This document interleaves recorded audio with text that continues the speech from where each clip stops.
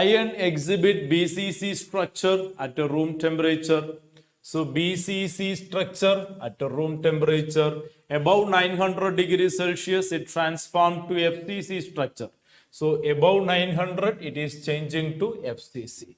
The ratio of density of iron at room temperature to that at 900 degrees Celsius. So we need to find the ratio of density. That means dBCC divided by dFCC, because it is asked D room temperature by D 900 degrees Celsius. D room temperature means BCC, D 900 degrees Celsius means FCC. This is what you need to know. And I am sure all of you remember density D is equal to Zm by Na cube. Zm by Na cube. All of you know that, right? So for BCC, FCC, what will be Z? And that is what the point of discussion in this case. So let us examine how that can be calculated. Keep this in mind and this is what we need to find out.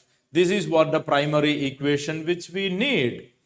Okay, so what do? You just apply on the situation. D is equal to Zm by Na cube.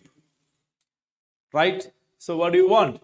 D BCC by D FCC. That is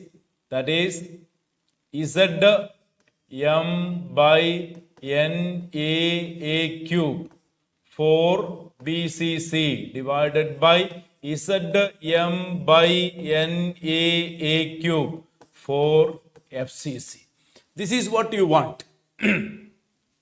So what is Z for BCC? 2. All of you know. M, there and here, same. Z for FCC, 4. So Z for BCC, 2. Z for FCC, 4. And Na will get cancelled. Now what is the next one? A for BCC. All of you know what is A for BCC and A for FCC. A for BCC, what is the relation? What is the relation? All of you know. It is root 3A is equal to 4R. And A for FCC, what is the relation? It is root 2A is equal to 4R. So keep these two relations in your mind.